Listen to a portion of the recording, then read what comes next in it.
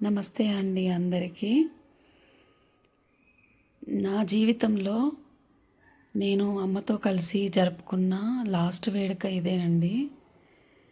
ఎందుకలా అంటున్నాను అంటే అసలు ఈ వేడుక జరుపుకున్నాక మా అమ్మ ఇలా నన్ను విడిచిపెట్టి వెళ్ళిపోతుందని అస్సలు అనుకోలేదు.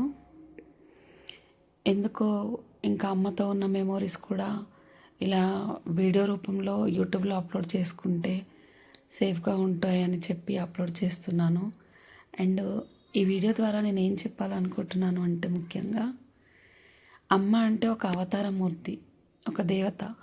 భగవంతుడు అన్ని చోట్ల ఉండలేక అమ్మ రూపంలో ప్రతి ఇంట్లో అమ్మను సృష్టించి పంపిస్తాడంట. అమ్మ అంటేనే దేవుడు అని అంటారు. సో అలాంటి అమ్మ మన నుంచి దూరం అయితే ఆ క్షణాలు ఎంత బలహీనంగా ఉంటాయో మాటల్లో చెప్పలేమండి. అండ్ సేమ్ అందరి విషయంలో లాగే నా విషయంలో కూడా నేను చాలా బలహీనమయ్యాను అమ్మ నాకు దూరం అయ్యాక. అందుకే వీడియోస్ కూడా నేను యూట్యూబ్లో పెట్టలేకపోయానండి రోజులు.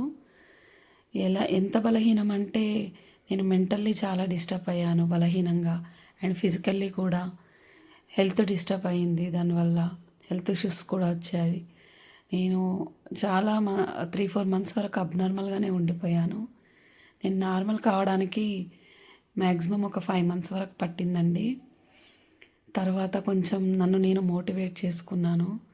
నా హృదయంలో నేను ఒకటే అనుకుంటున్నాను, అమ్మ నా నుంచి భౌతికంగా దూరమైనా కూడా ఆమె దేవుడి దగ్గరికి వెళ్ళి ఆ పరమాత్మ దగ్గర ఉండి ప్రతి క్షణం నన్ను అనుకరిస్తూనే ఉంటుంది, నన్ను బ్లెస్ చేస్తూనే ఉంటుందనే నమ్మకం నాకు కలిగింది. ఆ నమ్మకం కలగడానికి కూడా కొద్ది రోజులు సమయం పట్టింది. అసలు నా మైండ్ ఏం పని చేయలేదు కొద్ది రోజుల వరకు. తర్వాతే నేను బాగా ఆలోచించాను, అమ్మ ఎక్కడ పోలేదులే నాతోనే ఉందని నాకు నేను మోటివేట్ చేసుకొని ధైర్యం తెచ్చుకున్నాను.